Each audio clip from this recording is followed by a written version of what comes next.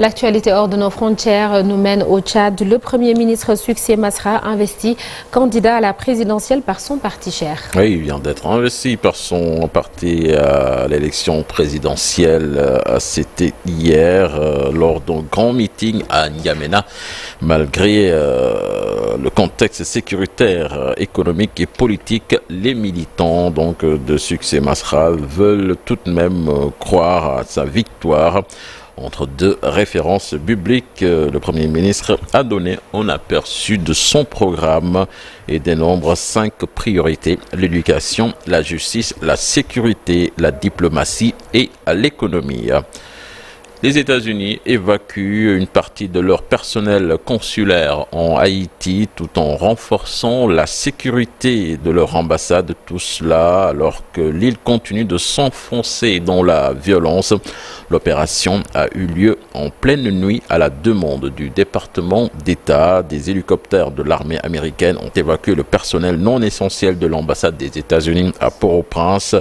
Une opération qui, selon un communiqué de l'armée américaine, s'inscrit dans les procédures prévues pour renforcer la sécurité des ambassades.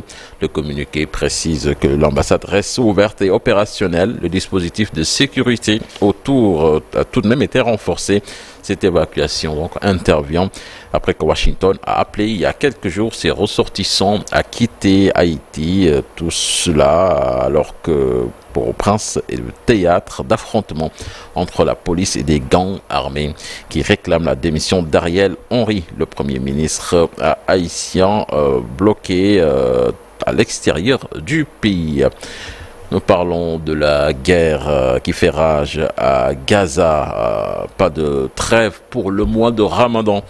Les bombardements israéliens ont fait des dizaines de morts ce dimanche dans la bande de Gaza où le Ramadan commence sans accord sur une trêve entre Israël et le Hamas pendant que la communauté internationale tente d'envoyer de l'aide à la population frappée par la famine.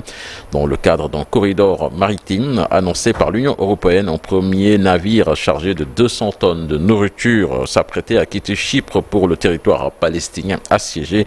Aucune pause dans les combats n'est attendue pour le début du Ramadan, mois de jeûne sacré chez les musulmans qui commence lundi dans plusieurs pays au Moyen-Orient. Et pour terminer, Sornanata, Oppenheimer de Christopher Nolan a remporté l'Oscar du meilleur film ce dimanche au terme d'une soirée qu'il a largement dominée en récoltant 7 statuettes au total. Acclamé par la critique, ce long métrage a connu un succès fracassant en salle avec $1 milliard de recettes au box-office mondial. Il devance notamment Barbie, Anatomie d'une chute, Pauvre créature et Winter Break entre autres concurrents lors d'une soirée unanimement reconnue pour la qualité des films en compétition. Merci, cher Tidiane. Retrouvez toute l'actualité internationale dans une trentaine de minutes en Wolof. Comme tous les lundis, nous vous proposons la chronique judiciaire avec El Hadj Daouda dans la seconde partie. À partir de 8h, présidentielle 2024, les propositions des candidats pour des réformes dans la justice, ce sera le sujet.